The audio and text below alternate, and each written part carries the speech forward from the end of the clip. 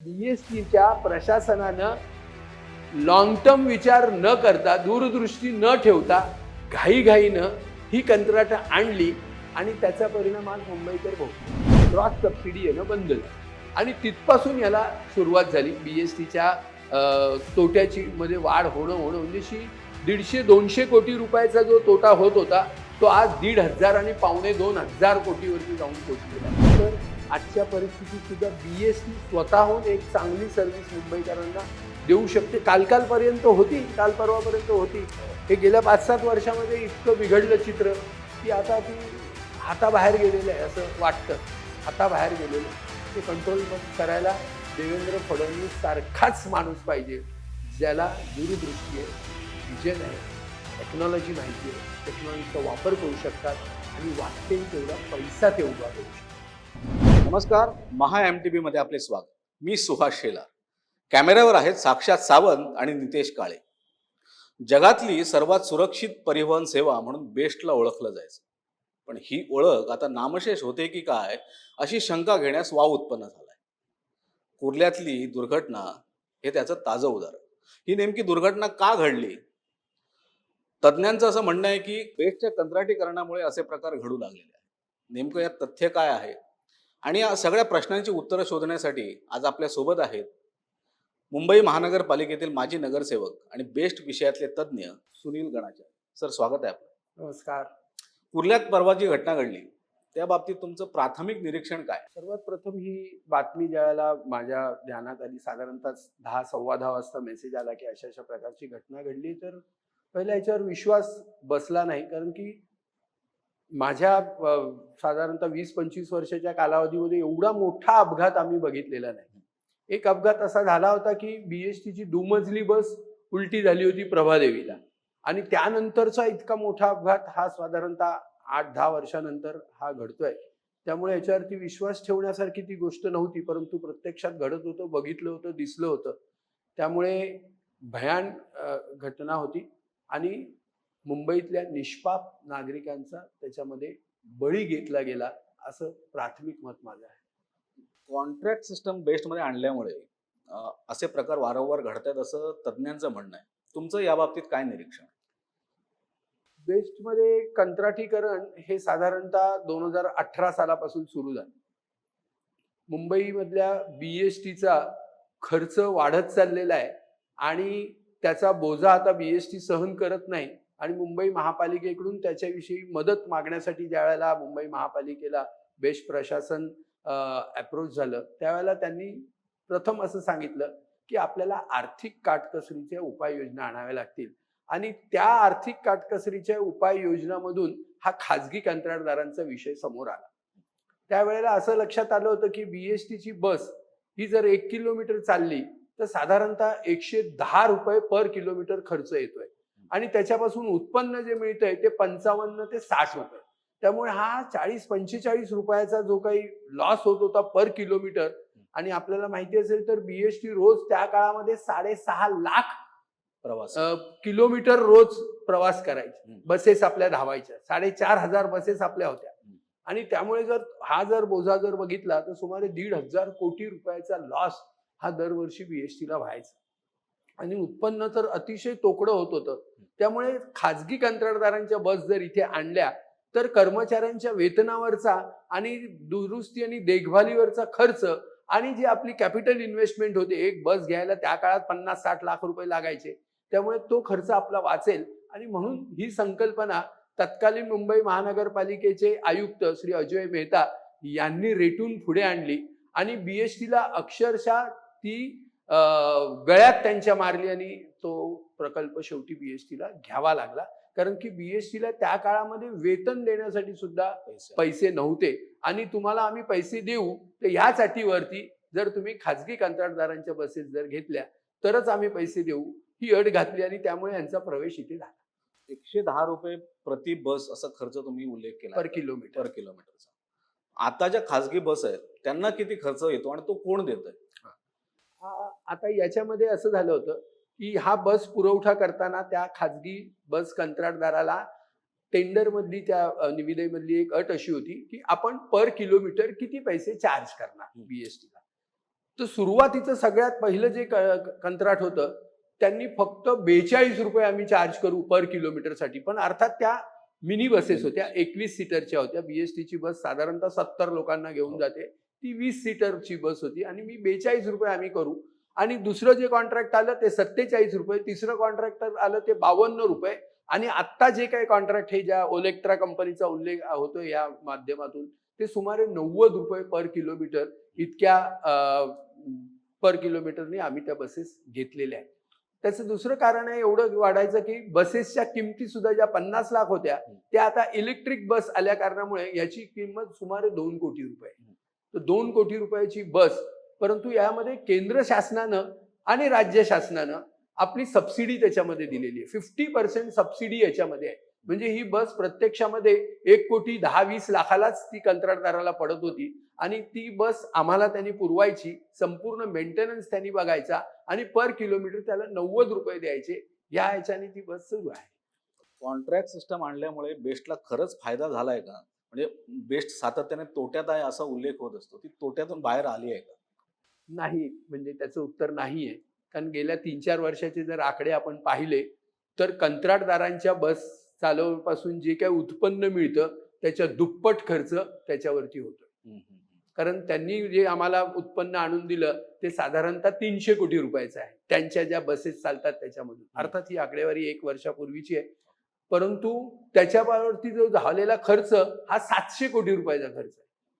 कारण ह्या पर किलोमीटरच्या बस, कारण त्याचं परिणाम असा झाला की बीएसटीच्या बसेस ज्या स्क्रॅप झाल्या, ज्या आयुर्मान संपल्यामुळे ताफ्यातून काढण्यात आल्या, त्याच्या जागी सगळ्या ह्या कंत्राटदारांच्या बसेस आल्या. त्यामुळे त्यांच्या बसेसची संख्या वाढली, त्याच्यावरचा खर्चही वाढला. मात्र उत्पन्न मुंबई महापालिकेने अट घातली होती की बीएसटीचं मिनिमम तिकीट हे 5 रुपये ठेवायचं आणि त्यामुळे 5 रुपये तिकीट हे अत्यंत स्वस्त दरातलं होतं. आणि मुंबईचा हा जो आपला प्रवासी आहे हा पहिल्या 2 किंवा 3 टप्प्यासाठीच बीएसटीचा प्रवास करतो. दूरवर जायचं असेल तर तो नॅचरली रेल्वेनी प्रवास करतो, परंतु ह्यामुळे आमचा 60% पॅसेंजर जो आहे, प्रवासी वर्ग आहे, हा 5 रुपयाचं तिकीट घेणारा प्रवासी. आमचा 20% प्रवासी असा आहे की जो 10 रुपयेवाला घेतो आणि 15 रुपये आणि 20 रुपयाचा प्रवासी हा उर्वरित जो काही राहिला येतो तो पण तो फार कमी. त्यामुळे बीएसटीच्या तिजोरीमध्ये पैसे येण्याचं कमी झालं. मात्र ह्या कंत्राटदारांना त्यांची रक्कम देण्यामध्ये मात्र 40 रुपयापासून 90 रुपयापर्यंत वाढ झाली आणि बीएसटीचा जो स्टाफ आहे, परमनंट स्टाफ, त्यांना काढता न आल्यामुळे त्यांचाही वेतनाचा बोजा बीएसटीवरती पडत होता आणि हाही बोजा पडत होता. त्यामुळे बीएसटीच्या प्रशासनानं लॉंग टर्म विचार न करता, दूरदृष्टी न ठेवता घाईघाईनं ही कंत्राटं आणली आणि त्याचा परिणाम आज मुंबईकर भोगतोय. यातून आता काय बदल केले पाहिजेत म्हणजे बेस्ट तोट्यातून फायद्यात येईल? असं आहे की सर्वात याचा बेसिक जर मुद्दा आपण बघितला की ही सर्व्हिस कशासाठी, मुंबईतील नागरिकांना स्वस्त दरामध्ये सार्वजनिक परिवहन व्यवस्था देण्यासाठी ही व्यवस्था उभारण्यामध्ये आलेली आहे आणि जगभरातल्या सर्व शहरांमधून अशा प्रकारची यंत्रणा तिथे आहे. बीएसटी ही काही कालची हे नव्हे, सुमारे 110 वर्ष बीएसटीला झालेली आहेत की बीएसटी चालली आहे आणि अत्यंत चांगली, तुम्हीच उल्लेख केला त्याप्रमाणे आशिया खंडातली सर्वोत्कृष्ट सेवा 1 नंबरची म्हणून बीएसटीला गणलं जायचं.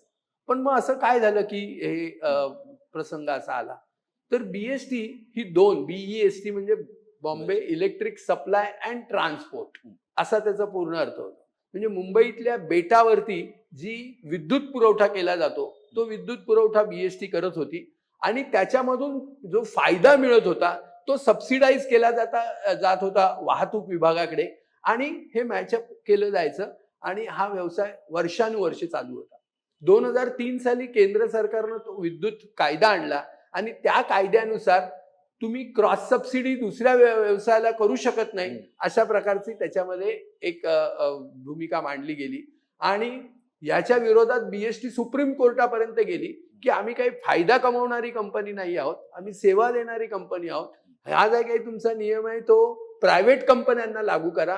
ही मुंबई महापालिकेची सेवा आहे त्यामुळे याच्यामध्ये हा नियम लागू करू नका. परंतु सुप्रीम कोर्टामध्ये तो दावा टिकला नाही आणि आम्हाला क्रॉस सबसिडी येणं बंद झालं आणि तिथपासून याला सुरुवात झाली. बीएसटीच्या तोट्याची मध्ये वाढ होणं म्हणजे 150-200 कोटी रुपयाचा जो तोटा होत होता तो आज 1,500 आणि 1,250 कोटीवरती जाऊन पोहोचलेला आहे. आणि त्यामुळे याला सबसिडाईज कोणीतरी करणं हाच त्याच्यामध्ये मार्ग आहे. अन्यथा तिकिटांचे दर वाढवणं ते सामान्य प्रवासाला परवडणार नाहीत. आणि मुंबई महापालिकेची ही जबाबदारी आहे. मुंबई महापालिकेच्या अधिनियमानुसार बीएसटीचा उपक्रम चालतो. त्याच्यासाठी काही वेगळे नियम नाहीयेत. फक्त त्याला ऑपरेट करण्यासाठी, त्याच्यावरती प्रशासकीय व्यवस्था करण्यासाठी बीएसटीचं व्यवस्थापन वेगळं ठेवलेलं आहे.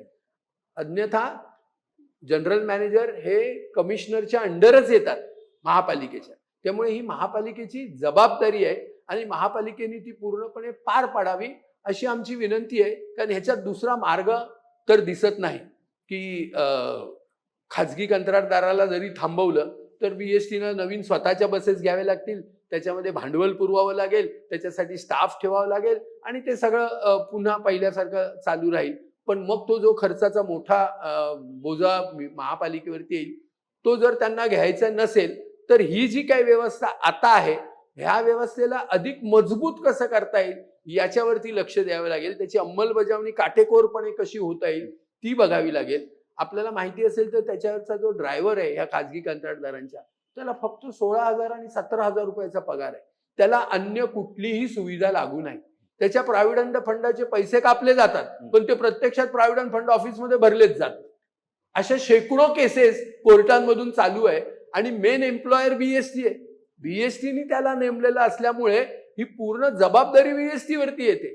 त्यामुळे मुख्य केस होते ती बीएसटी वरती होते आणि त्यांचा कंत्राटदार म्हणून त्याच्यावरती होते. परंतु बीएसटीच्या ऍडमिनिस्ट्रेशनला महाराष्ट्रातल्या सर्व जिल्ह्यांमधल्या न्यायालयांमध्ये धावावं लागतं केस झाली की आणि त्याला तोंड द्यावं लागतं. आणि म्हणून बीएसटीने खाजगी कंत्राटदार नेमल्यानंतर एक अशी भूमिका घेतली, आता यांच्याशी आमचं काही नातं नाही, यांनी त्या चालवाव्यात, आम्ही फक्त त्यांना किलोमीटर प्रमाणे पैसे देणार. हीच भूमिका पहिली चुकीची त्यांची भूमिका. ह्याच्यावरती नियंत्रण बीएसटीचंच असलं पाहिजे. पण बीएसटीच्या अधिकाऱ्यांनी काय केलं की त्यांना एक शेड्यूल बनवून दिलं, बाबा या फलाना नंबरची बस ह्या मार्गावरती इतक्या वाजता चालेल, इतक्या वाजता परत येईल, इतक्या वाजता थांबेल, इथे थांबेल, एवढंच फक्त त्यांना दिलं. पण त्याच्यावरती नियंत्रण मात्र कुठलंही ठेवलं नाही. आणि त्याचा फटका असा बसायला लागला की ज्या वेळेला त्यांनी जे ड्रायव्हर्स भरती केले या कंपनींनी त्यांच्यावरती बीएसटीचं नियंत्रण राहिलं नाही. कुठूनही माणूस आला त्याच्याकडे फक्त ड्रायव्हिंग लायसन्स आहे, 1 वर्षाचा बॅच जुना आहे, एवढं बघितलं आणि त्याला. बीएसटी मध्ये अशी परिस्थिती नव्हती.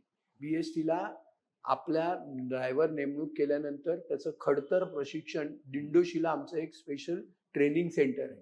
त्या ट्रेनिंग सेंटरमध्ये आमचे प्रशिक्षित स्टाफ आहे, आमचे मोस्ट एक्सपिरियन्स जे ऑफिसर्स आहेत ते त्या ठिकाणी लेक्चर्स देतात.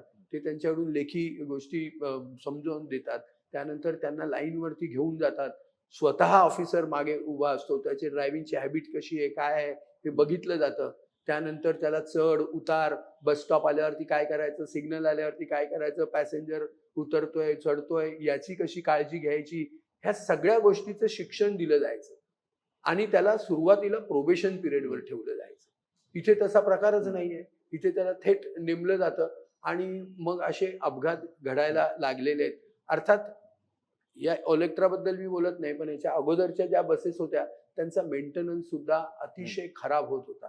त्यांचे ब्रेक लागत नव्हते, खिडक्या बंद होत नव्हत्या, एसी चालत नव्हते, गिअर पडत नव्हते, सीट्स बरोबर नव्हत्या, त्याची उंची बरोबर नव्हती. त्यामुळे त्यांच्या सीट्स मध्ये बसायला सुद्धा व्यवस्थित होत नव्हतं. एका वेळेला एकच पॅसेंजर पुढे मागे करू शकत होता. ह्या अनेक अडचणी होत्या. भारतीय जनता पक्षाचा सदस्य या नात्याने ज्यावेळेला हा प्रस्ताव आला त्यावेळेला आम्ही त्यांना विरोध केला की हे असं करू नका. हे करायचं असेल तर तुम्ही प्रायोगिक तत्वावरती काही करून बघा, एखादा डेपो वरती हे करून बघा. ते जर सक्सेस होत असेल तर टप्प्याटप्प्याने वाढवा. तर यांनी तसं न करता अगदी सपाटाच लावला. आणि एका वेळेला तर आपल्याला आश्चर्य वाटेल की एक प्रस्ताव आला होता फक्त 200 बसेस घेण्याकरिताचा. 200 बसेस याच्यावरती घ्यायच्या होत्या भाडे तत्वावरती. पण त्या प्रस्तावाच्या माध्यमातून 3 मिनिटांमध्ये तो प्रस्ताव मंजूर केला आणि 900 बसेस घेतल्या. असं कधीच बीएसटीत घडलं नव्हतं. तर कारण काय दिलं गेलं? आपल्याला रेट कमी आलेला आहे. रेट कमी येणं हा काय मुद्दा तिथे झाला नसता, पण ते दाबून नेलं पुढे आणि ह्या घटना सगळ्या आता बीएसटीत घडतायत. दुसरी गोष्ट अशी आहे की बीएसटीचा जो परमनंट कामगार आहे तो हळूहळू रिटायर होत गेला. त्याच्यामध्ये आमचे जे ऑफिसर्स होते ते अतिशय प्रशिक्षित होते. त्यांना सगळ्या प्रकारच्या सिच्युएशन हँडल करण्याची त्यांना सवय होती, त्यांना माहिती होती, एक्सपिरियन्स होता त्याचा. आता ते सगळे निघून गेलेले आहेत. आता बीएसटीच्या डेपोमध्ये, एका डेपोमध्ये साधारणतः 20 एक अधिकारी वेगवेगळ्या टप्प्यावरती काम करायचे. खालून सुरुवात केली तर ट्रॅफिक ऑफिसर असायचा, असिस्टंट ट्रॅफिक ऑफिसर असायचा, डीओ असायचा, डेपो ऑफिसर असायचा, एटीओ असायचा, त्याच्यानंतर डीएम असायचा, असिस्टंट डीएम असायचे. असे 3-3 शिफ्ट मध्ये काम करणारी माणसं होती. आता फक्त ह्या एका डेपोला मिळून 4 किंवा 5 अधिकारी राहिलेत जे 3 शिफ्ट मध्ये काम करतात. असं होतं की एक डेपो, एक ऑफिसर हा 3-3 डेपो आता सांभाळतो. त्याची एका डेपोला व्हिजिट झाल्यानंतर पुढची व्हिजिट ही कधीतरी 6-7 दिवसांनी होते, तोपर्यंत तो डेपो वाऱ्यावरती सोडून दिलेला असतो. अशी परिस्थिती आल्यावर कसं चालणार? कारण की बीएसटी ही मुंबई शहराच्या घड्याळासारखी चालत होती. आम्ही शाळेमध्ये असताना आम्हाला माहिती आहे 10:40 पहिली बेल वाजायची तर आम्ही बरोबर 10:20 बस पकडून सुद्धा 10:40 बरोबर शाळेत चिंचपोकळीवरून दादरपर्यंत यायचो. 15-20 मिनिटाच्या आत चालत परत. आता तसं तुम्ही सांगूच शकत नाही की कुठली बस कधी येईल आणि कधी जाईल. आता खूप ऍप आणले, नवीन टेक्नॉलॉजीचा वापर केला की म्हणे तुम्ही बसून बघू शकता कधी बस येणार, कुठली बस येणार, कुठल्या स्टॉपवर आहे वगैरे वगैरे. पण त्याचा तसा उपयोग काही होत नाही. एवढं कळतं 20 मिनिटांनी बस येणार एवढंच कळतं. तुम्ही चालकांच्या प्रशिक्षणाचा एक मुद्दा आता उपस्थित केलाय. काल जी घटना घडली त्याच्यात तो चालक होता तो फक्त 3 दिवसांचा प्रशिक्षित होता. याच्याकडे बेस्ट प्रशासन लक्ष देत नाही. तर म्हणजे याची कंत्राटातच असं आहे की तुम्ही जोही कर्मचारी नेमाल त्याचं तुम्ही बीएसटी कडून कन्फर्मेशन घ्यायचं. बीएसटी प्रशासन त्याच्यावरती लक्ष ठेवेल आणि त्याची ट्रायल घेईल आणि बीएसटीचा अधिकाऱ्यांनी जर एकदा त्याला पास केलं तरच मग तो लाईनवरती म्हणजे गाडीवरती चढू शकेल. परंतु गेल्या काही महिन्यांमध्ये अशी परिस्थिती झाली की आमच्या बसेस कमी आणि त्यांच्या बसेस जास्त कंत्राटदाराचे झाल्यामुळे त्यांच्याकडे जे ड्रायव्हर आहेत ते टिकतच नाहीत. कारण वेगवेगळ्या पद्धतीने त्यांचा वापर करून घेतल्या गेल्यानंतर तो ड्रायव्हर एक तर कमी पगारामध्ये त्याला ते कामच परवडत नव्हतं. म्हणजे आपल्याला आश्चर्य वाटेल की हे ड्रायव्हर 3-3 ठिकाणी काम करायचे. सकाळच्या वेळेमध्ये स्कूल बस चालवणं, स्कूल बस चालवून ती सुटायची 12-1 वाजता शाळा सुटली की ती सोडायची, टॅक्सी घ्यायची, ती 4-5 वाजेपर्यंत टॅक्सी चालवायची, 5 वाजता टॅक्सी सोडून बीएसटीच्या बसवर बसायचं, ती रात्री 1 वाजेपर्यंत बस चालवायची. असे 3-3 कामं एका वेळेला एक ड्रायव्हर करायचा.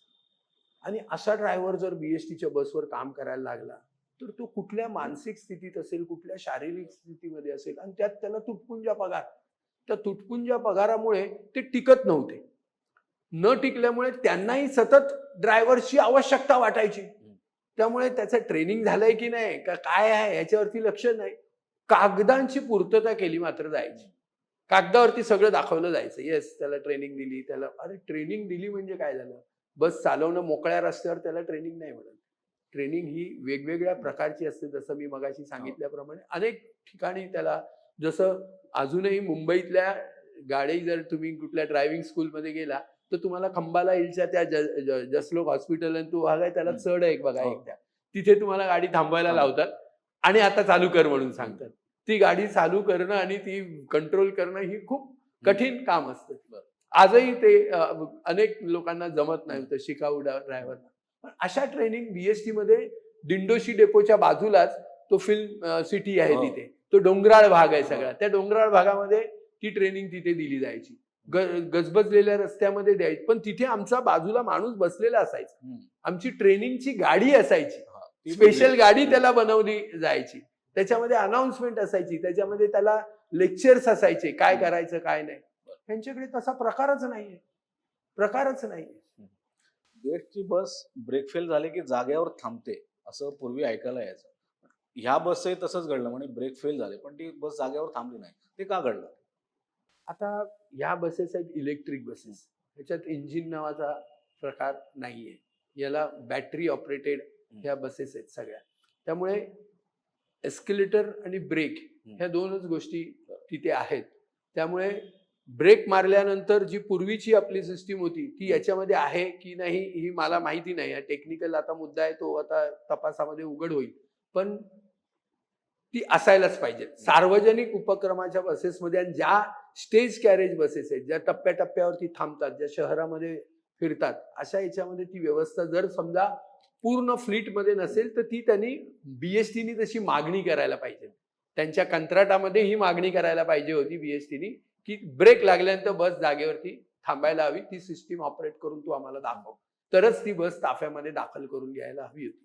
जर ह्याच्यात नसेल तर बीएसटीची सुद्धा ही चूक आहे की त्यांनी ही गोष्ट करून घेतली नाही. परंतु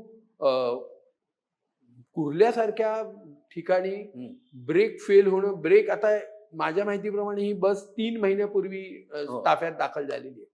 हा ड्रायव्हर सुद्धा जरी ह्या बसवर त्यांनी काम केलं नसेल तरी अन्य बसेसवर त्यांनी काम केलेलं आहे. तो ड्रायव्हिंग खूप वर्ष ड्रायव्हिंग करतोय. त्यामुळे असं अचानक घडेल असं एवढ्या एक्सपिरियन्स ड्रायव्हर कडून घडेल असं सांगता येत नाही. नेमकं आता काय घडलं हे जोपर्यंत अहवालातून बाहेर येत नाही तोपर्यंत माझ्यासारख्या नॉन टेक्निकल माणसानं त्याच्यावरती भाष्य करणं योग्य नाही. परंतु बीएसटी प्रशासनाने मात्र आता याचा धडा घेऊन ह्या सगळ्या गोष्टींची काळजी घ्यायला. मेंटेनन्स डिपार्टमेंट हे बेस्टचं अविभाज्य अंग होते, पण आता ह्या ज्या कॉन्ट्रॅक्टरच्या बस आहेत त्या कुठे मेंटेनन्स होतात नाही होतात याच्यावरती प्रश्नचिन्ह आहे.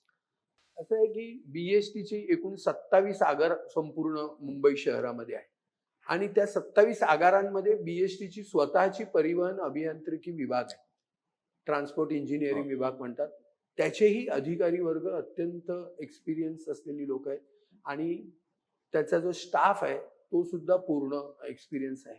बीएसटी मधली कुठलीही बस जर मार्गावरती बंद पडली कुठल्याही कारणास्तव तर त्या ड्रायव्हरला सांगितलं जातं की त्यांनी डेपोमध्ये एक ठराविक नंबर दिलेला असतो, त्याच्यावरती त्यांनी फोन करायचा, आमच्या कंट्रोल रूमला फोन करायचा, डेपोमध्ये फोन करायचा, कंट्रोल रूम त्या डेपोला कळवतं अशी अशी बस या ठिकाणी बंद झालेली आहे. समजा आता गोरेगावची बस असेल आणि ती मुंबई सेंट्रलला बंद झाली असेल तर गोरेगाववरून कोण येणार नाही, मुंबई सेंट्रल डेपोतला माणूस तिथे जाणार ताबडतोब आपली गाडी घेऊन आणि ती रिपेअरिंग करून त्या बसला कार्यरत पुन्हा करणार. अगदीच ब्रेकडाऊन झाली असेल तर तिला डेपोमध्ये आणून तिच्यावरती कारवाई करून तिला मग ऑपरेट करू. पण ह्या बसेसचं असं होतं की ह्या बसेसला प्रत्येक डेपोमध्ये फक्त एकच त्यांची व्हेकल असायची, ती सुद्धा हायर केलेली असायची.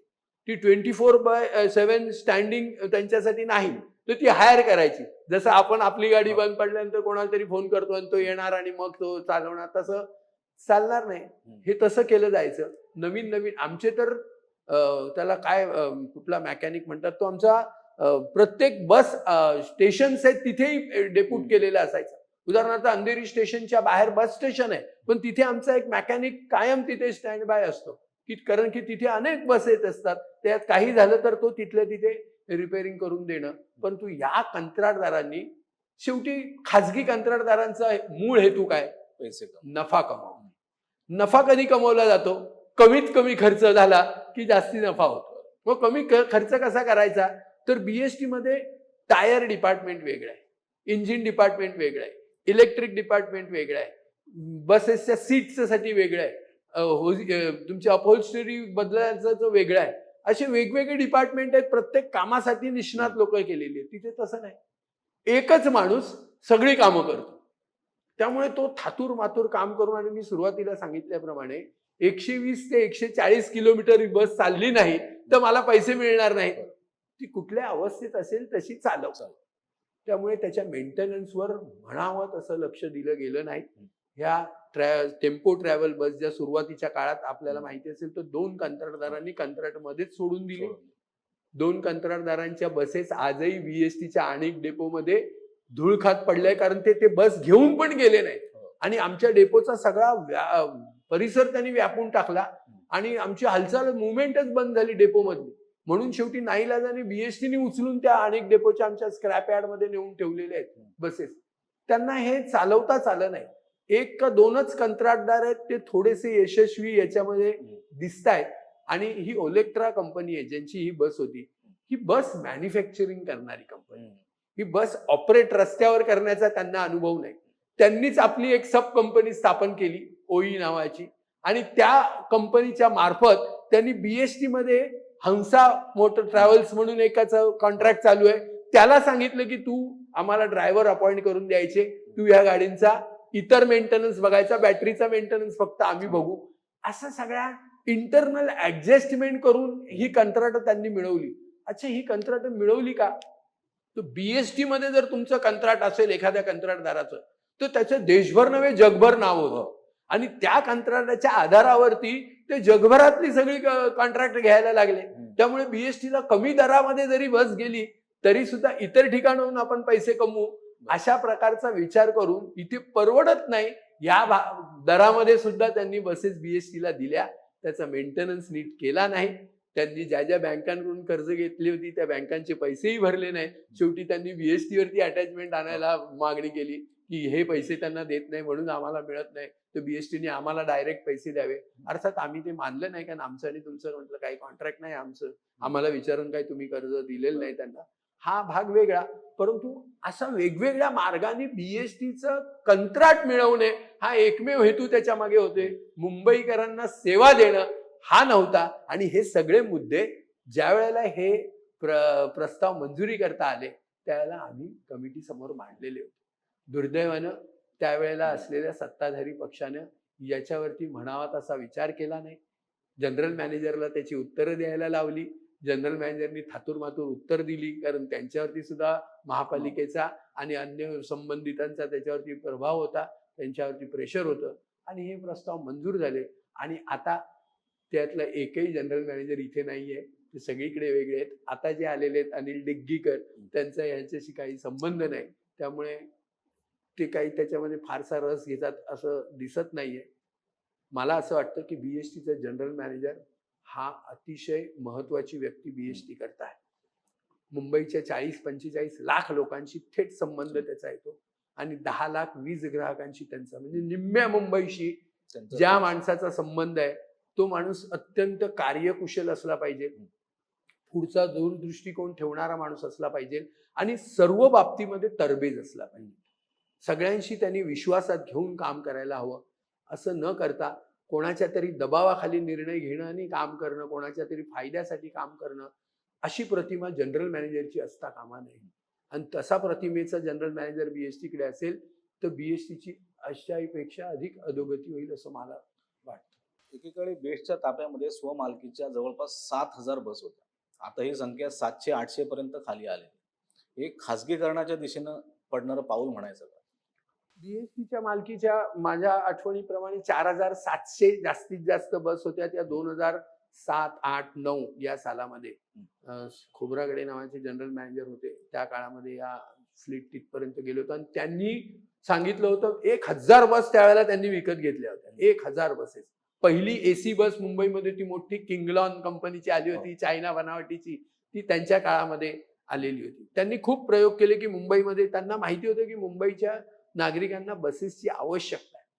एवढ्या बसेस, एक रिपोर्ट होता टाटा संस्थेने केलेला रिपोर्ट होता TISS ने, त्या रिपोर्टनुसार मुंबई शहराला 6,000 बसेसची गरज त्या काळामध्ये होती. 10 वर्षापूर्वीचा रिपोर्ट.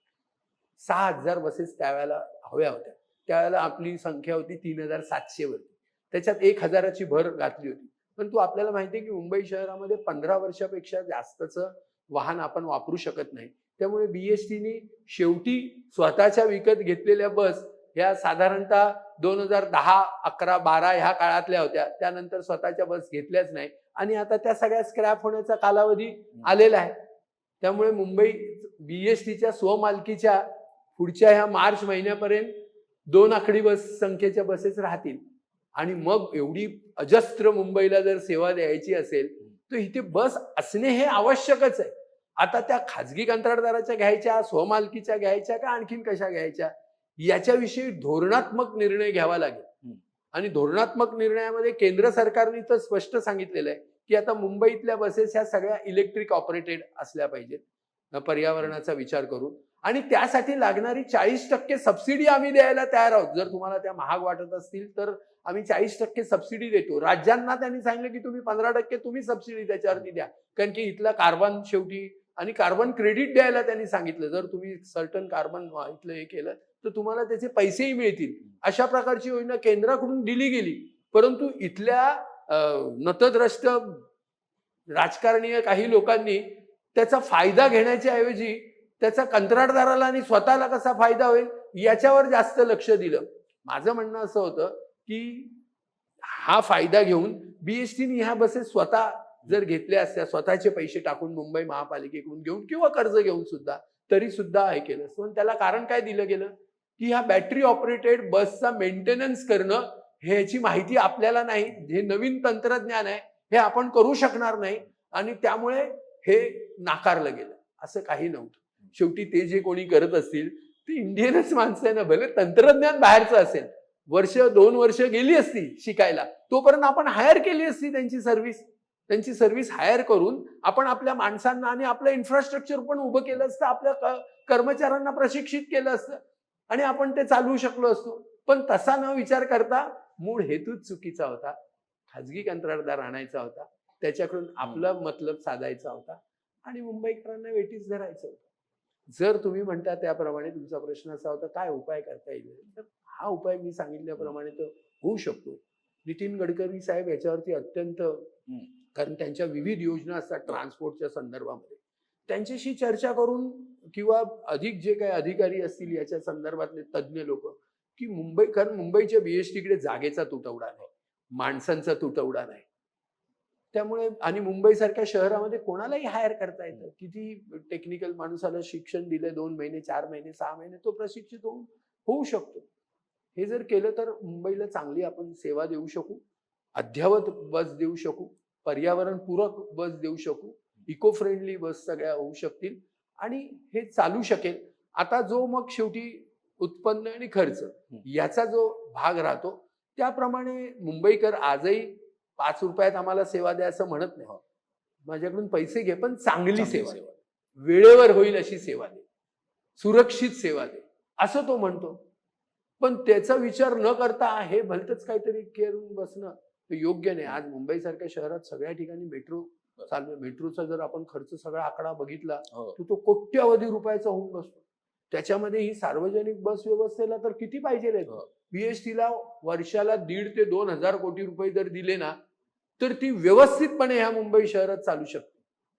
1.5-2 हजार कोटी काही जास्त रक्कम नाही. लाखो कोटी रुपये खर्च करून तुम्ही ज्या नागरिकांची ने-आण करतात तेवढ्यापेक्षा 30-40 पट. आता जर आपण ती मेट्रो बघितलं ते 1 लाख माणसं समजा रोज, बीएसटी 40 लाख माणसांना करते ना. आणि बीएसटीचा अख्खा टर्नओव्हर काय तर 2.5-3 हजार कोटी रुपयाचा, फक्त 2.5-3 हजार कोटी रुपयाचा टर्नओव्हर आहे बीएसटीचा, ज्याच्यामध्ये 40-45 लाख लोक आपण हे करू शकतो. तर मग त्याच्यावरती लक्ष द्यायला अडचण काय आहे? पण ते न करता वेगळ्याच रस्त्याने लोक चाललेली आहेत, त्यांचे कान धरायला हवेत कोणीतरी. जगभरात जी परिवहन सेवा देणारी महामंडळ आहेत त्यातलं एकही महामंडळ फायद्यात असं दिसत, बेस्ट फायद्यात असावी हा अट्टास कशाचा?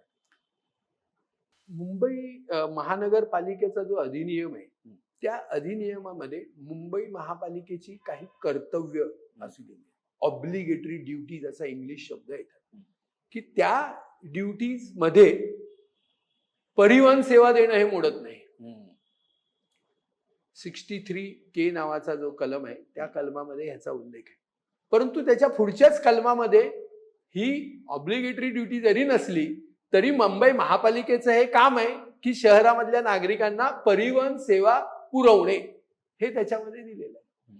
आणि जर एका 126G हा कलम असं म्हणतो की उत्पन्न आणि खर्चाची जी काही तफावत असेल ती सगळी मुंबई महापालिकेने त्यांना भरून द्यायची. आता ह्या 2-3 कलमांचा एकत्रितरित्या वापर करत नाही मुंबई महापालिका. ते तोडून कलम घेतात, आपल्याला हवी तशी ती करतात आणि तिकडे दुर्लक्षित करतात. तर ज्याप्रमाणे मुंबईमध्ये फायर ब्रिगेड असतील, मुंबईमध्ये स्मशानभूमी असतील, मुंबईमध्ये गार्डन्स असतील, रस्ते असतील, हे काय उत्पन्न देत नाहीत मुंबई शहराला. पण ह्या मुंबई शहराचं आरोग्य, हॉस्पिटल्स असतील, शाळा असतील महापालिकेच्या, हे काय उत्पन्नाची साधनं नाही आहेत. ही ह्या मुंबई शहराच्या नागरिकांचं शहरी जीवन मान व्यवस्थित ठेवण्याची, एका पातळीवर ठेवण्यासाठीच्या ह्या व्यवस्था आहेत. आणि मुंबई तर आंतरराष्ट्रीय शहर म्हणून घेतात. आज आपण आपली अर्थव्यवस्था जगाच्या 3 नंबर अर्थव्यवस्थेमध्ये आपला नंबर लागणार आहे असं म्हणताना, मुंबई सारख्या शहरामध्ये जर तुम्ही इतकं दुर्लक्ष करणार असाल, ते 1,500-2 हजार कोटी रुपयासाठी, हा क्षुद्र वेडापणा आहे. जे कोणी हे राज्य चालवतात किंवा जे कोणी प्रशासन चालवतात, त्यांनी मुंबईला असं वेठीस धरू नये. मुंबईच्या नागरिकांनाही सेवा द्यावी अशी माझी ह्या निमित्ताने विनंती आहे. बेस्टकडे मुंबईत मोक्याच्या ठिकाणी भूखंड आहे, तर या भूखंडावरती डोळा ठेवून अशा पद्धतीने कॉन्ट्रॅक्टीकरण आणलं जातंय अशी एक शंका व्यक्त केली जाते. तुम्हाला हा मुद्दा पटतोय? नाही, म्हणजे असं आहे की शेवटी बसेस तर राहणार, भले खाजगी कंत्राटदाराचे आपण म्हणू, जागा लागणार त्यांना, बस उभी करायला जागा तर लागणारच. त्यामुळे ही जागा काही त्याला विकून टाकता येणार नाही. आणि तुम्ही असं म्हणता 6,000 ते 10,000 बसेस मुंबईला लागणार आहेत, तर आत्ता जे आपले डेपो आहेत, एका डेपोमध्ये साधारणतः 150 बसेसची क्षमता आहे. एक मॅक्झिमम 150 बस कमाल क्षमता आहे. जर 150 बस इंटू 27 डेपो आपले जर धरले, तर 4,500-5,000 बसेसच फक्त उभ्या राहू शकतात मुंबई शहरामधल्या आत्ताच्या बसेस डेपोमध्ये. जर 6-7 हजार होतं तर उलट अधिक जागा लागणार आहे. बीएसटीला अधिक जागा लागणार आहे. फक्त काही जी डिपार्टमेंट ह्या निमित्ताने जर कार्यरत ठेवायची नसतील, काही पण असं होणार नाही, कारण की आपल्याला वेगवेगळे ऍक्ट लागू आहेत. बीएसटीला फॅक्टरी ऍक्ट लागू आहे. त्या फॅक्टरी ऍक्ट नुसार तुम्हाला उपहारगृहाची व्यवस्था आहे, तुम्हाला टॉयलेटची व्यवस्था आहे, स्वच्छतागृह द्यावी लागतात, विश्रांतीगृह द्यावी लागतात, स्पोर्ट्स रूम द्यावी लागते, लायब्ररी द्यावी लागते, मेडिकल सेवा द्यावी लागते. ह्या सगळ्या सेवा देण्यासाठी जागांची आवश्यकता आहे. पण मग कुठली तरी जागा लिहायची आणि तिथे, आता उदाहरणार्थ ह्या स्टाफ जो नेमलेला आहे, लेडीज स्टाफ आहे आपल्या इथे सांताक्रूज आगारामध्ये, मातेश्वरी कंपनीला एक कॉन्ट्रॅक्ट दिलेला आहे. त्यांचा कंडक्टर आणि ड्रायव्हर दोन्ही त्यांचे आहेत. ते एकमेव कंत्राटदाराला कंडक्टर आणि ड्रायव्हर दिलेले आहेत. 400 बसेस त्यांच्याकडे होत्या, आता त्या 600 वरती पडलेल्या आहेत. आता त्याच्यामध्ये महिला कंडक्टर्स त्यांनी नेमलेले आहेत. आता त्या महिला कंडक्टर्ससाठी विश्रांतीगृह वेगळी दिली पाहिजे, स्वच्छतागृह वेगळी असली पाहिजे. मग काय केलंय, कुठेतरी असं प्लायवूड मारून टाकलंय आणि त्याला तुमच्यासाठी हे असं नाही होत ना. मग त्याला जागा लागेल की नाही. मग ह्या ज्या जागा आहेत त्याचा वापर तुम्हाला करावा लागेल. तर जागा वरती डोळा जर कोणाचा असेल तर ते त्यांनी कदापि करता कामा नये. ह्या जागा बीएसटीनी विकत घेऊन मिळवलेल्या आहेत. भले मुंबई महापालिकेने त्याच्यावरती आरक्षण देऊन त्या बीएसटीकडे आल्यात आणि बीएसटीने त्याचे पैसे देऊन ते आपल्याकडे घेतलेले आहेत. हा एक शहराचं एक नियोजन असतं, टाउन प्लॅनिंग म्हणतात त्याला. त्या टाउन प्लॅनिंग मध्ये काही व्यवस्थांसाठी काही जागा रिझर्व्ह ठेवाव्या लागतात. त्यापैकी बीएसटीला रिझर्व्ह ठेवलेल्या ह्या जागा आहेत. त्या जर कोणी म्हणेल की आम्ही ह्या काढून टाकू, मग ते ह्या शहराचं वाटोळं करायला निघालेत असा त्याचा पूर्ण अर्थ आहे. त्यामुळे असं त्यांनी करू नये अशी माझी त्यांना विनंती राहणार. बेस्ट महामंडळाचं महापालिकेत विलिनीकरण करा अशी मागणी गेल्या कित्येक वर्षापासून प्रलंबित आहे. तुमच्या मते हे शक्य आहे का? खरं म्हणजे हा मुद्दा 2017 साली तत्कालीन बीएसटी समितीमध्ये सत्ताधारी पक्षानेच मांडला. त्याची पार्श्वभूमी थोडीशी अशी आहे की त्यावेळेला रेल्वेचं बजेट हे केंद्रीय अर्थसंकल्पामध्ये विलीन झालं होतं. त्याला एक पार्श्वभूमी होती, त्याला तांत्रिक गोष्ट अशी होती की रेल्वेचं बजेट हे अगोदर मांडलं जायचं आणि नंतर केंद्र अर्थसंकल्प बांधला जायचा. आणि त्याच्यामध्ये ती जी तफावत राहायची ती केंद्रीय अर्थसंकल्प त्यांना पुरूच शकत नव्हते पैसे, आणि त्यामुळे ते सतत तोट्यामध्ये राहायची. आपण बघितलं असेल रेल्वे अगोदर खूप तोट्यामध्ये असायची. पण हे सगळं झाल्यानंतर मग त्यांची हे सुधारली. तो ती पार्श्वभूमी घेऊन, परंतु त्यांचा टेक्निकल मुद्दा लक्षात न घेता इथे फक्त बीएसटी याच्यामध्ये विलिनीकरण करा, अर्थसंकल्प, बीएसटी विलिनीकरण नाही, बीएसटीचा सर्व हे शाबूत ठेवून, सार्वभौमत्व शाबूत ठेवून फक्त अर्थसंकल्प त्याच्यात विलीन करा अशी मागणी करण्यामध्ये आली होती. कमिटीने मान्यता दिली. महाव्यवस्थापकांनी तो प्रस्ताव मुंबई महापालिकेकडे पाठवला. मुंबई महापालिकेने सुद्धा त्याला मान्यता दिली, परंतु ती नगरसेवक पदावरती झाली. ज्या वेळेला तो मुद्दा कमिशनरकडे गेला मंजुरीसाठी किंवा त्यांच्या प्रस्तावावरती त्यांचं मत ते व्यक्त करतात त्यासाठी, त्यावेळेला तो त्यांनी दाबून ठेवून दिला. त्यांनी त्याच्यावर उत्तरच दिलं. मग त्यांनी तो पाठवला शासनाकडे, कारण राज्य शासन शेवटी बदल करतं. राज्य शासनाने पुन्हा तो तसाच उचलला आणि इकडे पाठवून दिला. कमिशनरने काय केलं, त्यांनी तो मुद्दा घेतला आणि पुन्हा जनरल मॅनेजरकडे काय पाठवला की तुम्ही तुमचं मत ह्याच्यावर व्यक्त केलं नाही, तुम्ही फक्त कमिटीने मंजूर केलेला पाठवून दिलाय, तुम्ही तुमचं मत व्यक्त करा. ते मत काय त्यांनी व्यक्त केलं नाही. त्यांनी एका वाक्यात लिहिलं, जे कमिटीचं मत आहे ते माझं मत आहे असं करून पाठव. पण कमिटीने काही सायंटिफिक किंवा तांत्रिक दृष्ट्या वगैरे काही फक्त एक 4 ओळीचा प्रस्ताव मंजूर करून होत नाही. आता मूळ मुद्द्यावर येऊया. अर्थसंकल्प विलीन करायचा म्हणजे नेमकं काय करायचं ह्याचं स्पष्टीकरण द्यायला पाहिजे.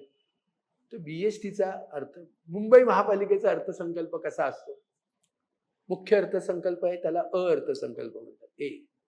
ब अर्थसंकल्प असतो, क अर्थसंकल्प असतो, ड अर्थसंकल्प असतो, ई अर्थसंकल्प असतो. आता ई अर्थसंकल्प म्हणजे एज्युकेशन डिपार्टमेंट. जी अर्थसंकल्प म्हणजे मुंबईतले पाणी आणि गटर व्यवस्था जी असते तो जी अर्थसंकल्प असतो. बी अर्थसंकल्प म्हणजे भांडवली कामं जी काही होतात तो बी अर्थसंकल्प. सी अर्थसंकल्प म्हणजे बीएसटीचा अर्थसंकल्प. म्हणजे बीएसटीने कुठलाही अर्थसंकल्प तयार केला, कारण की त्यांची बॉडी वेगळी आहे, त्यांना वेगळं अस्तित्व निर्माण केलंय, कायद्याने त्यांना वेगळं अस्तित्व दिलंय. त्यामुळे त्यांनी आपल्या ह्याचा सगळा, कारण की बीएसटीकडे एक युनिक गोष्ट काय आहे तर ते वीज पुरवठा करतात. वीज पुरवठा ते करत असल्या कारणामुळे त्याच्यासाठी एक लायसन्स लागतं.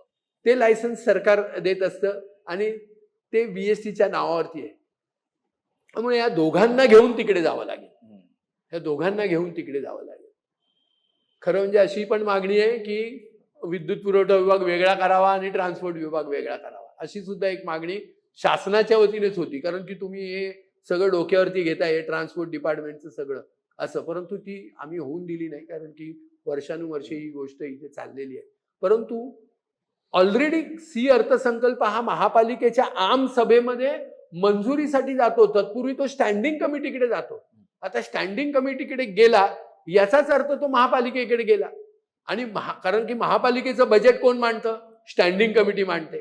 बीएसटीचं बजेट महापालिकेच्या आम सभेमध्ये कोण मांडतं? स्टँडिंग कमिटी मांडते.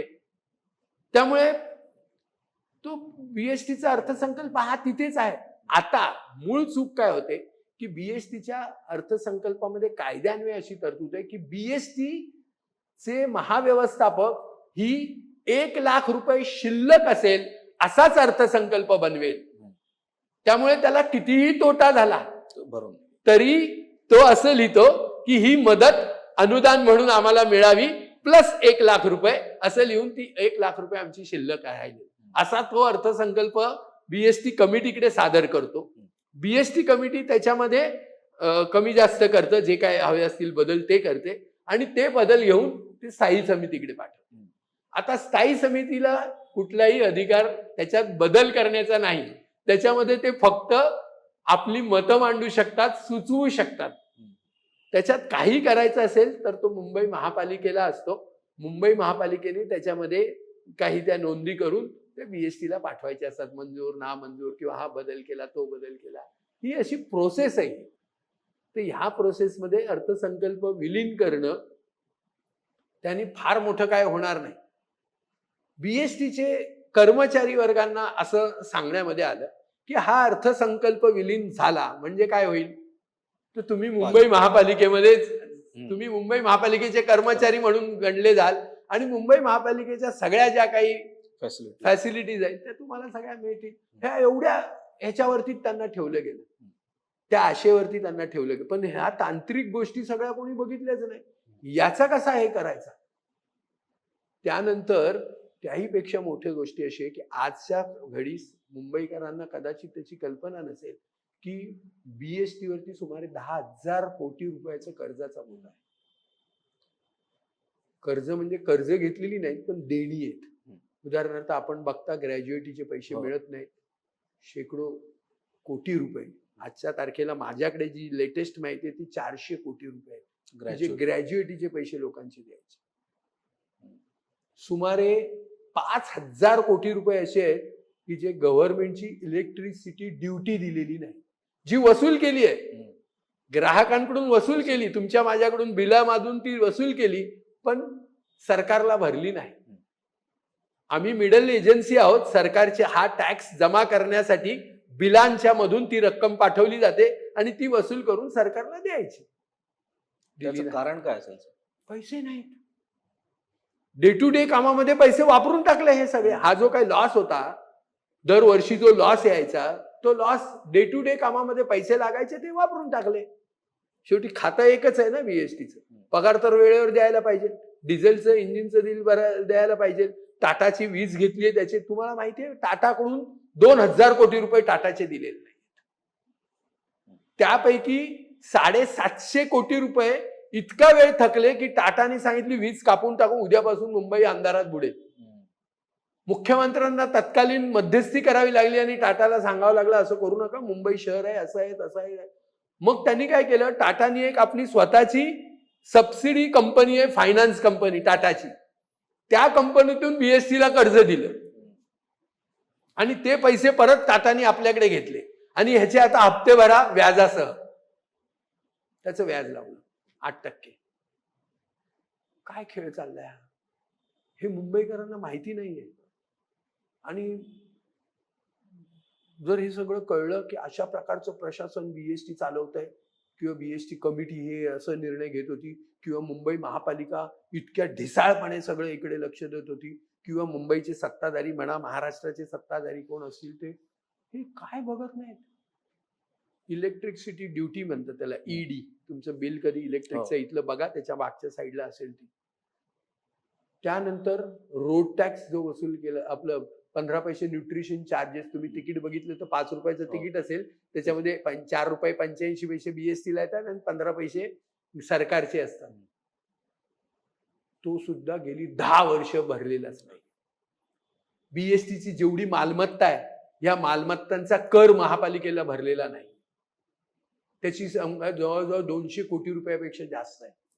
आता ही बिल्डिंग आहे बीएसटीची बाजूला, त्याच्यावर टॅक्स भरावा लागतो, भरलेला नाही. ह्यांची जर सगळी गोळाबेरीज केली तर ती 10,000 कोटी रुपये होते. तर अशा परिस्थितीमध्ये बीएसटी महापालिका कशाला डोक्यावर घेईल आपल्या? राहू दे, चालवा तुमचं. प्लस बीएसटीचे 25,000 कर्मचारी, ट्रान्सपोर्ट डिपार्टमेंटचे 25,000 कर्मचारी आजच्या तारखेला आहेत. ते आपल्या डोक्यावरती घ्या आणि एका मिनिटात त्यांचा पगार करून टाका. 70-80 हजार त्यांना फॅसिलिटीज द्या, हे द्या. ते आलं ना, कायमस्वरूपी डोक्यावर आलं ना ते. त्यामुळे ते रिजिड आहेत, ते तिकडे लक्ष देत नाहीत. अशा परिस्थितीमुळे तो अर्थसंकल्प विलीन करणं ह्याच्यासाठी काय मार्ग आहे मला माहित नाही, परंतु ह्याच्यावर डिबेट व्हायला पाहिजे. म्हणजे महापालिकेच्या अधिकाऱ्यांनी सांगायला पाहिजे, बाबा तुला प्रस्ताव पाठवला, तू का नाही करत आहेस, काय अडचण आहे तुझी, सांग. तो जर टेक्निकल सांगत असेल, म्हणजे यांनी याचं मत नाही दिलं, ते मत नाही दिलं, ते जाऊ दे, ते काय उद्या देऊ लिहून, त्याला किती वेळ लागतो. तुम्ही म्हणा ना काहीतरी. तुमच्या पक्षाचं सरकार आता बहुमतानं महाराष्ट्रात विराजमान झालंय. मुख्यमंत्री म्हणून देवेंद्र फडणवीस यांच्याकडून तुमच्या काय अपेक्षा असतील बेस्टला पूर्वस्वरूप प्राप्त करून देण्यासाठी? असं आहे की मुंबई शहराची इन्फ्रास्ट्रक्चर चांगलं करणं यासाठी देवेंद्र फडणवीसांनी एक आपलं विजन लावलं होतं आणि त्यामुळे मुंबईच्या नागरिकांना अनेक सोयी त्यांनी उपलब्ध करून दिल्या. अगदी कोस्टल रोड पासून तर तो ट्रान्स हार्बर लिंक रोड पासून तर मेट्रो पासून सिमेंट रोड करण्यापासून अनेक गोष्टी, समुद्रामध्ये मलमूत्र जे जातं ते करण्यापासून अशा बऱ्याच चांगल्या बेसिक गोष्टी ज्या लागत होत्या त्या केल्या. परंतु आता ट्रान्सपोर्ट मुंबईमधला चांगला कसा चालेल याविषयी त्यांनी खरोखर लक्ष घालणं गरजेचं आहे आणि बीएसटी ही टिकून राहणं मुंबईमध्ये अतिशय गरजेचं आहे. अधिकारी येतील, बदलतील, नवीन नवीन येतील, नवीन टेक्नॉलॉजी येईल, पण त्याच्यामध्ये बीएसटीला सामावून घ्यायला पाहिजे.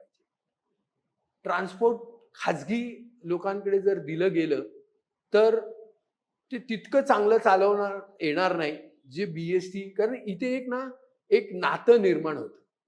पॅसेंजर मला माहिती आहे, मी मगाही सांगितल्याप्रमाणे मला माहिती आहे ही बस इतक्या वेळेला येणार आणि मी इथे पोहोचणार.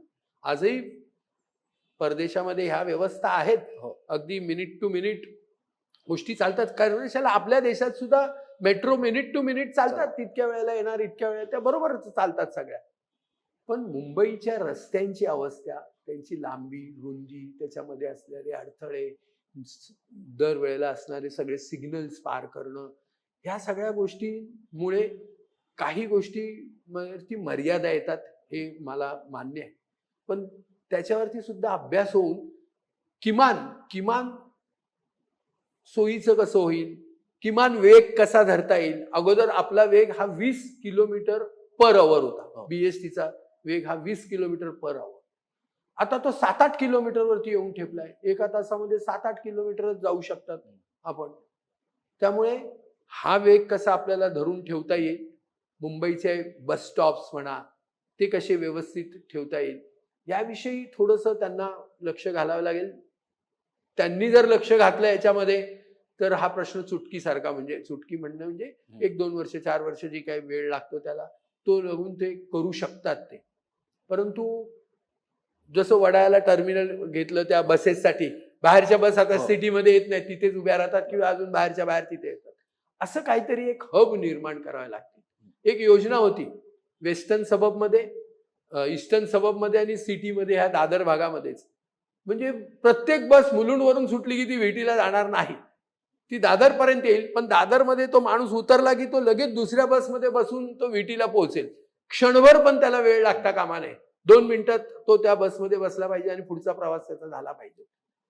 तर सेवा पण फास्ट देते जाईल. ती बस परत मुलुंडला पोहोचेल. आता होतं काय, मुलुंडवरून निघालेली बस तिकडे पोहोचते 2.5 तासाने आणि ती परत तिथून निघून परत पोहोचते. म्हणजे एक बस दिवसभरामध्ये 2च फेऱ्या मारते. मग ते कशी मुंबईकरांना सेवा देऊ शकेल? ती जेवढ्या फास्ट जाईल तेवढे लोक त्याच्यावरती उभी राहतील. मग ते उभे राहत नाहीत बसला, मग ते टॅक्सी बघतात, रिक्षा बघतात किंवा आणखीन पर्यायी साधनं बघतात. तर याच्यावरती खरंच टाटाने एक चांगला रिपोर्ट दिलेला होता. अशा एका संस्थेकडून असा रिपोर्ट घेऊन जगातले विख्यात लोक पाहिजे तर बीएसटी तज्ज्ञ आहे त्याच्यामध्ये. रूटचं जाळं कसं पसरवायचं आणि कसं त्याचं शेड्यूल असावं हे प्लॅनिंग करण्यामध्ये बीएसटीचे अधिकारी अतिशय माहीर आहेत. त्यांना माहिती आहे कसं आहे, किती टाइम लागतो एक फेरी पूर्ण करायला, कुठे प्रॉब्लेम येतात, कुठे काय होतं, कुठले सणवार येतात, कुठल्या दिवशी कुठे वीकली ऑफ असतो, हे सगळं, कुठे मार्केट आहेत, कुठे मॉल आहेत, हॉस्पिटल्स कुठे आहेत, शाळा कुठे आहेत, त्याप्रमाणे ते त्यांचे रूट सगळे व्यवस्थित करतात. राजकारण्यांनी त्याच्यात फारशी लुडबुड करू नये त्यांच्या कामामध्ये आणि ते रूट चालू ठेवले आणि यांना थोडासा फ्री हँड दिला तर आजच्या परिस्थितीत सुद्धा बीएसटी स्वतःहून एक चांगली सर्व्हिस मुंबईकरांना देऊ शकते. काल परवापर्यंत होती. हे गेल्या 5-7 वर्षामध्ये इतकं बिघडलं चित्र की आता ती हाताबाहेर गेलेलं आहे असं वाटतं. हाताबाहेर गेलेलं आहे. ते कंट्रोल करायला देवेंद्र फडणवीस सारखाच माणूस पाहिजे, ज्याला दूरदृष्टी आहे, व्हिजन आहे, टेक्नॉलॉजी माहिती आहे, टेक्नॉलॉजीचा वापर करू शकतात आणि वाटेल तेवढा पैसा ते उभा करू शकतात. त्या बुलेट ट्रेनसाठी 1,00,000 कोटी क्षणभरात आणले ना त्यांनी, तसं बीएसटीला काय किती पैसे लागणार आहेत, लागून आणू शकतात, पटकन उभं राहू शकतं सगळं. त्यामुळे माझी विनंती राहिली या मुलाखतीच्या माध्यमातून की त्यांनी ह्याच्यामध्ये नक्की लक्ष घालावं आणि महाराष्ट्राच्या आणि मुंबईच्या जनतेने त्यांच्यावर विश्वास प्रगट केलेला आहे. 135 सीट गेल्या अनेक वर्षामध्ये, 20-25 वर्षामध्ये कुठल्याही एका पार्टीला ह्या महाराष्ट्रात मिळालेल्या नव्हत्या. त्या त्यांच्या नेतृत्वाखाली दिल्या. त्या व्यक्तीवरती विश्वास आणि त्यांना साथ द्यायला केंद्रामध्ये नरेंद्र मोदी स्वतः बसलेले आहेत. त्यांचंही इन्फ्रास्ट्रक्चरच्या याच्यावर खूप वेळ, नितीन गडकरींसारखे व्यक्ती त्याच्याबरोबर आहे. ह्या तिघा चौघांनी मिळून जर ठरवलं तर मुंबई आणि बीएसटीला सहज अलगदपणे याच्यातून बाहेर काढू शकतो. धन्यवाद सर, महाएमटीबीशी संवाद साधल्याबद्दल. धन्यवाद. हे होते सुनील गणाचार्य सर. बेस्टमध्ये नेमकं काय चाललंय आणि त्यातून बाहेर कसं पडता येईल याबाबत त्यांनी तपशीलवार माहिती दिलेली आहे. ही मुलाखत तुम्हाला कशी वाटली ते कमेंट बॉक्समध्ये नक्की सांगा आणि महाएमटीबीच्या यूट्यूब चॅनलला सबस्क्राईब करा. धन्यवाद.